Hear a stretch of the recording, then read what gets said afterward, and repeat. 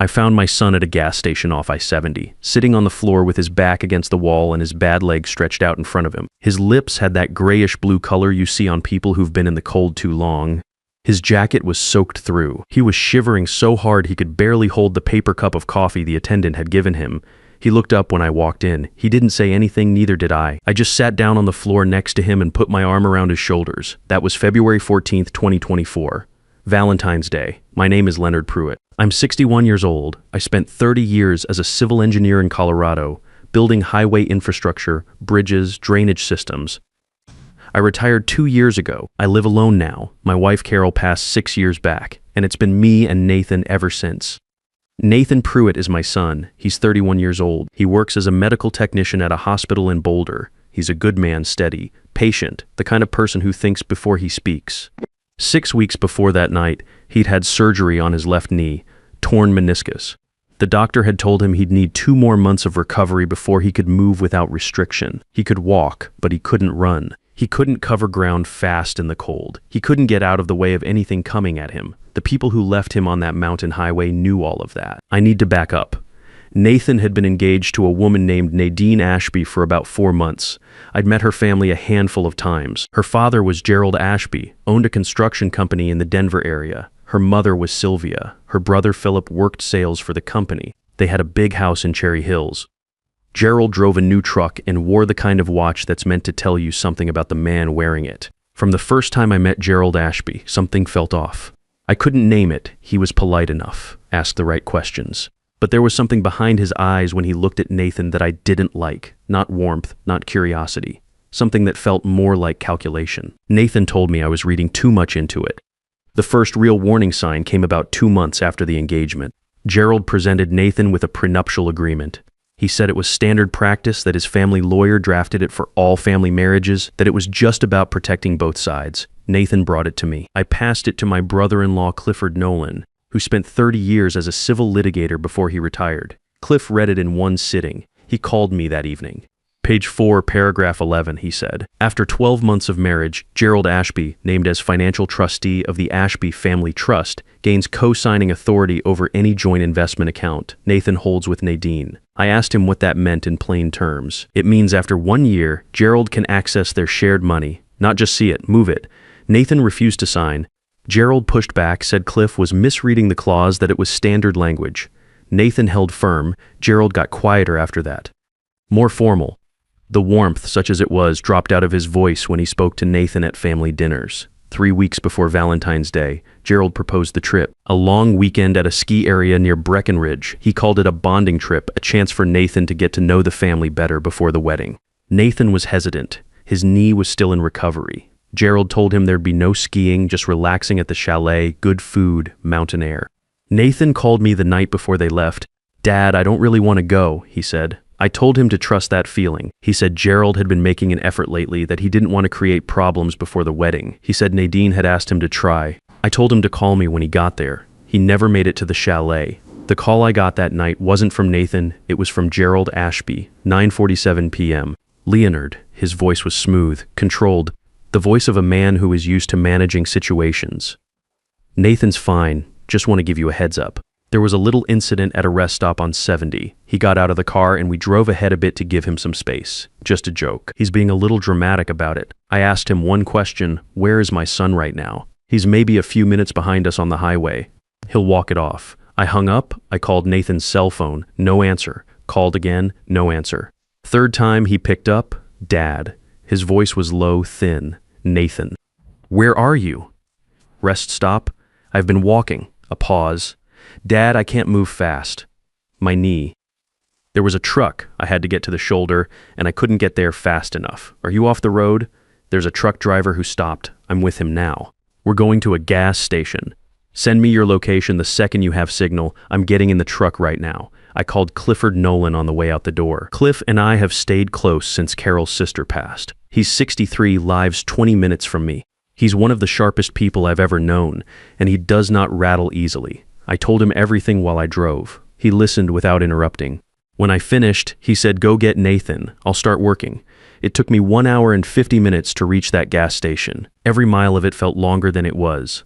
The attendant's name was Stuart Waverly. He was maybe 25, working the night shift alone. He told me he'd been driving back from a delivery stop when he spotted Nathan on the shoulder of the highway, walking with a limp, no reflective gear, no real visibility in the dark. He'd pulled over without thinking about it. I almost didn't see him, Stuart said. The way he was moving, I could tell something was wrong with his leg. I thanked him.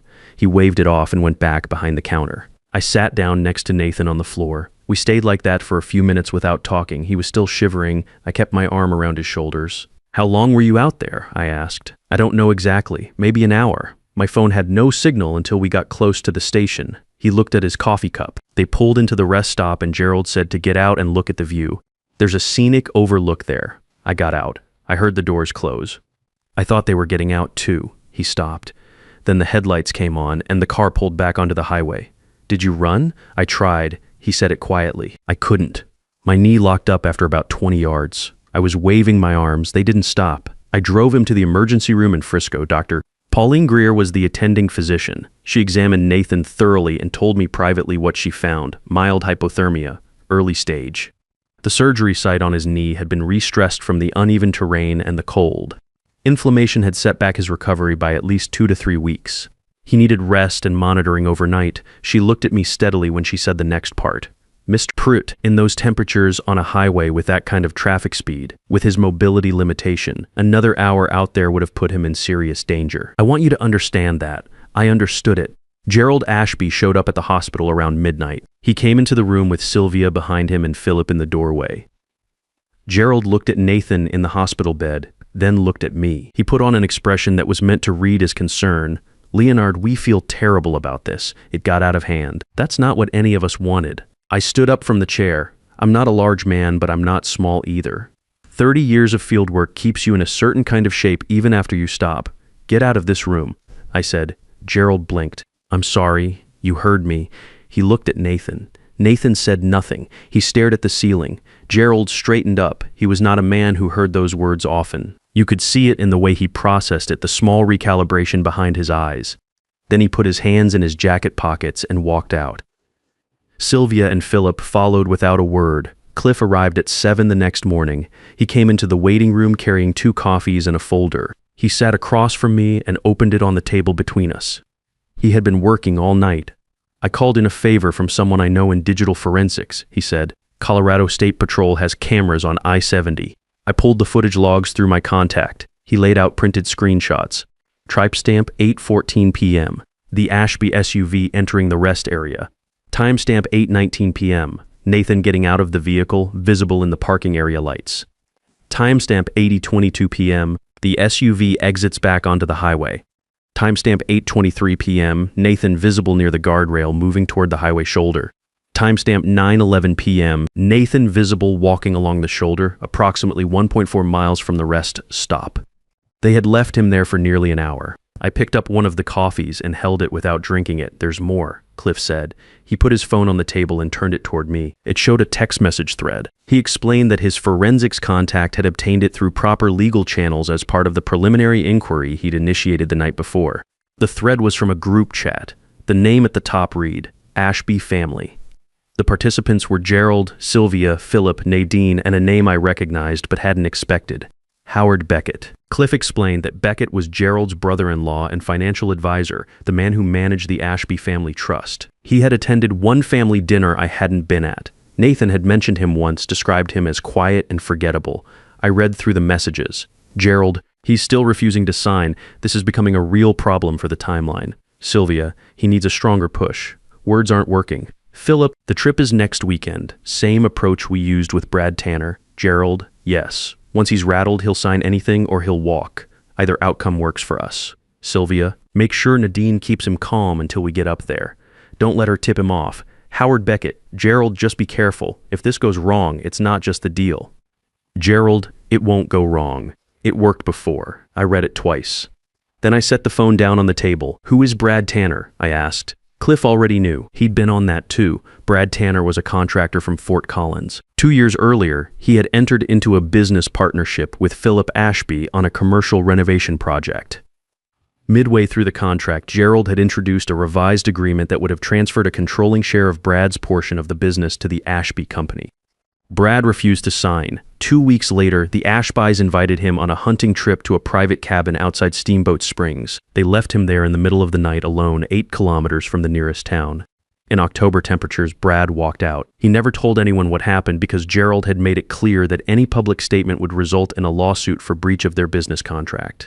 Brad had stayed quiet for 2 years. Cliff had found him in one evening of phone calls. He'll give a recorded statement, Cliff told me. He's been waiting for a reason. I sat back in my chair and looked at the ceiling of the hospital waiting room for a moment. Tell me about the prenup again, I said. The real version? Cliff folded his hands on the table. Gerald's construction company has been carrying concealed debt. Based on the financial records I pulled through public filings and court documents, it's approximately $380,000 routed through a subsidiary to keep it off the primary books. Their refinancing on that debt comes due in 14 months. They needed a source of accessible funds, and the prenup gives them that. Page 4, paragraph 11. After 12 months of marriage, Gerald Ashby, as named trustee of the Ashby Family Trust, has co-signing authority on any joint investment account held by Nathan and Nadine. Nathan has a retirement account and 2 investment accounts combined. They're worth more than the debt. He paused. They weren't worried about protecting their daughter from a bad marriage. They were trying to use the marriage to plug a financial hole. I thought about all the dinners I'd sat through, Gerald passing the bread, asking Nathan about his job, laughing at the right moments, the watch on his wrist, the careful managed warmth of a man who needed something from you. I thought about Nathan telling me I was reading too much into it. When Nathan was discharged the next afternoon, I brought him to my house in Denver. He needed rest, and he wasn't going to get it in his apartment alone. I set him up in the guest room and told him to sleep. He slept most of the first 2 days. On the 3rd day, he came downstairs and sat across from me at the kitchen table. He looked better, more color in his face. He wrapped both hands around a coffee mug and looked out the window at the backyard. Was Nadine in that group chat? He asked. I didn't answer right away. Nathan, just tell me, yes. Her name was on the thread. He nodded slowly. He kept looking out the window. I watched him process it. I could see the exact moment the last piece landed for him, the way his jaw shifted slightly and his shoulders settled. She knew the whole time, he said. It wasn't a question. The messages were sent 10 days before the trip. She had them on her phone. He didn't say anything for a long while. Then, she never said a word to me. Not once. No, he set down the coffee mug. I want to see the full chat log. I showed him everything. He read it through once without stopping, then he went back and read it again from the beginning. When he was done, he closed the phone and put it face down on the table. Okay, he said. What do we do? That was the only conversation we needed to have. Cliff worked steadily over the next 2 weeks while Nathan recovered at my house. He recorded Brad Tanner's formal statement. He filed a preliminary complaint with the Colorado Division of Criminal Justice, citing criminal negligence causing bodily harm. He contacted a financial crimes investigator at the state level regarding the concealed debt in the Ashby Company accounts. He also reached out quietly to a business journalist at a Denver publication named Lorraine Kettner, who had already been investigating Gerald Ashby's company over a separate matter involving a disputed public works contract. Cliff didn't hand her the full story. He just made sure she knew to look more closely at the Ashby Family Trust and the refinancing timeline. 2 weeks after the trip, Gerald's lawyer called me. His name was Randall Mercer, and he had the voice of a man who spent his career making problems go away before they became expensive. He offered $180,000 and a non-disclosure agreement. I told him Nathan would see them in court. There was a pause on the line then. Mr. Preet, my clients have significant resources and a strong interest in resolving this privately.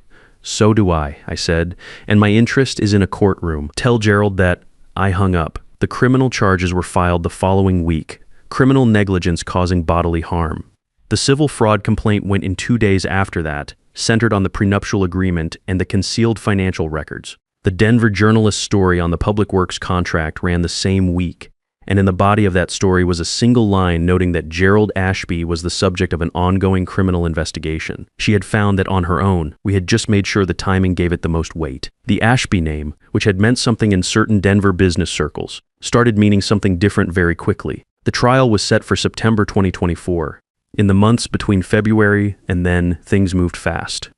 Gerald gave an interview to a local business publication in March. He called the incident a misunderstanding that had been blown out of proportion by a family dispute. He said Nathan had overreacted. He said the charges were retaliatory. He was calm and composed and smiled at the right moments. That interview did not help him. People who had done business with Gerald over the years started talking. Not publicly at first, just quietly, the way people do when they suddenly feel safe enough to say what they already knew. Two contractors reached out to Cliff independently with their own accounts of Gerald using pressure tactics in business negotiations. A former employee of the Ashby Company contacted the state financial investigator about bookkeeping irregularities she had noticed before she left her job. By the time summer came, Gerald had lost 2 major construction contracts. His company's bonding capacity was under review. The Cherry Hills house was still there, but the watch had stopped appearing in photographs. Nathan went back to work in April. His knee had healed properly by then. He moved back to his apartment in Boulder. He called me every Sunday, which was something he had always done but felt more deliberate now. We didn't talk about the case much on those calls. We talked about his work, about what he was cooking, about nothing in particular. It was good to hear his voice every week and know he was steady. He never reached out to Nadine after that morning at my kitchen table. She tried to contact him twice in the weeks after the trip. He didn't respond. He told me once that he didn't have anything left to say to her, that the group chat messages had said everything that needed to be said. I didn't push him on it. That was his decision to make. The trial opened on a Tuesday in September. I sat in the gallery behind Nathan and Cliff for all 3 days. The prosecutor assigned to the case was a woman named Lorraine Kettner. Not the journalist, a different Lorraine. She was methodical and precise in the way that good prosecutors are, the kind who don't need theatrics because the evidence does the work for them. She opened by walking the jury through the highway camera footage, timestamp by timestamp. She put the screenshots on the screen at the front of the courtroom and let them speak. The SUV pulling in, Nathan getting out, the SUV leaving. Nathan alone in the dark, moving toward the highway, visible in passing headlights. An hour of that, then she read the group chat messages aloud. The courtroom was very quiet while she did it. Gerald, he's still refusing to sign. This is becoming a real problem for the timeline. Sylvia, he needs a stronger push. Words aren't working. Philip, same approach we used with Brad Tanner. Gerald, yes, once he's rattled, he'll sign anything or he'll walk. Either outcome works for us. She read Howard Beckett's message too. Gerald, just be careful. If this goes wrong, it's not just the deal. She paused after that one. Let it sit. Brad Tanner testified on the second day. He was straightforward and specific. He described the cabin outside Steamboat Springs, the night they left him, the 8-kilometer walk in October cold to the nearest town. He described the phone call from Gerald the following week, the quiet mention of the breach of contract lawsuit that would follow if Brad said anything publicly. He said he had stayed quiet because he believed Gerald would follow through. Dr. Pauline Greer testified about Nathan's condition on admission. She was precise about the medical details, the hypothermia staging, the re-injury to the surgical site, the timeline of risk. She told the court what she had told me that night. Another hour in those conditions with his mobility limitation, on a highway with that traffic speed. She said it plainly and without dramatizing it. She didn't need to. Cliff testified about the prenuptial agreement. He walked through page 4, paragraph 11, explaining the clause in plain language for the jury. He explained what the Ashby Company's financial records showed, the concealed debt, the refinancing deadline 14 months out, the way the trust access clause aligned with that timeline. He had the documents to back every word of it. Gerald took the stand on the afternoon of the second day. He wore a dark suit and a careful expression. He said the rest stop had been poorly handled. He said he took responsibility for the confusion. He said the prenup was standard family protection language that had been mischaracterized. He said Brad Tanner's account was exaggerated. Lorraine asked him about page 4, paragraph 11. She asked him to explain in plain language what right that clause gave him over Nathan's finances after 12 months of marriage. He said it was a standard trustee provision. She asked him again specifically, what does it allow you to do with Nathan's money? He looked at his lawyer. His lawyer did not help him. He said he would need to consult the document again. She handed him the document. He read it. The courtroom waited. He said he believed it had been written more broadly than intended. Lorraine let that answer sit in the room for a moment. Then she moved on. Sylvia did not testify. Philip testified briefly and added very little. Howard Beckett testified that he had advised Gerald against the trip and had not been present. His message in the group chat made that particular claim difficult to sustain under cross-examination. Closing arguments finished on the afternoon of the third day. Justice Harriet Lund told both sides she would return with a verdict the following morning. Justice Harriet Lund had been on the bench for over 20 years. She was in her late 50s, the kind of judge who ran a quiet courtroom not because she demanded it, but because people instinctively gave it to her. When she came in the next morning, her expression was the same as it had been every day of the trial. Steady, unreadable. She settled into her seat, looked at her notes for a moment, then looked up at the courtroom. I have presided over many cases in my career, she said. Cases involving violence, fraud, negligence of every kind. What I find most difficult to excuse is not the impulsive act, but the calculated one. The kind that is planned in advance, discussed in a group chat, and then executed on a man recovering from surgery on a mountain highway in February. She looked at Gerald Ashby. Mr. Ashby, you have presented this to the court as a misunderstanding. The evidence does not support that characterization. You planned this. You communicated the plan in writing. You coordinated your family around it. You had done something nearly identical to another man 2 years prior and faced no consequence for it. That prior incident did not give you pause. It gave you confidence. Gerald sat very still. What you did to Nathan Pruitt was not a prank. It was not a joke that went too far. It was a deliberate act carried out against a man with a documented physical limitation in life-threatening conditions for the purpose of financial coercion. The fact that it did not kill him does not reduce what it was intended to be. She handed down the sentences without theatrics. Gerald Ashby received 18 months, suspended after 6 months with 3 years probation and a permanent restraining order keeping him away from Nathan. Sylvia received 2 years, suspended after 8 months. Philip received 1 year, suspended after 3 months. Howard Beckett received probation and community service for his failure to act despite prior knowledge. The civil case was heard separately 2 months later. Nathan was awarded $1.1 million in damages. The Colorado financial regulators completed their audit of the Ashby Company that winter. They found the concealed debt, confirmed it, and identified additional irregularities going back 4 years. Gerald lost his contractor's license. The company shut down by spring. The house in Cherry Hills went on the market in March.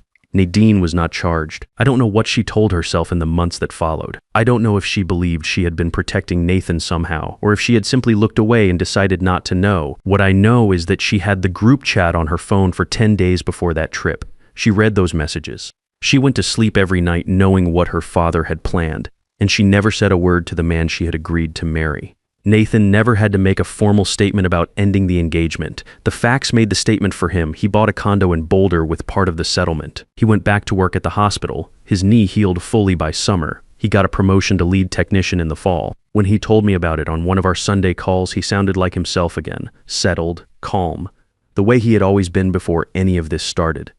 Cliff came over for dinner most Sundays now. The three of us sat around the kitchen table, ate whatever Nathan had decided to cook that week, and talked about nothing important. It was good. It was exactly what it was supposed to be. I think about that night sometimes, February 14th. The drive out on I-70, hands tight on the wheel, not knowing what I was going to find. The gas station lights coming into view. Walking through the door and seeing Nathan on the floor with his leg out and that gray color in his face. I spent 30 years building infrastructure. Bridges, highway systems, drainage. You learn in that work that the most dangerous failures are the ones that look stable on the outside. The structure that passes every visual inspection until the day the wrong load comes along and it gives way. Gerald Ashby looked solid. Confident handshakes, the right words, a big house in Cherry Hills. Underneath, there was $380,000 of concealed debt and a plan to use my son's marriage to cover it. Cliff always said the same thing about bad contracts. The problem is never where they want you to look. It is always on page 4. He was right about that. If you're watching this and something feels off about the people coming into your family, trust that feeling. You're not overreacting. You're not being difficult. That instinct has been right a lot longer than any smooth talker has been wrong. Pay attention to what people do when they think no one is building a case. Pay attention to page 4. The bond Gerald Ashby was testing that night on I-70 had been built over 31 years. It did not bend, it did not break, and neither did we.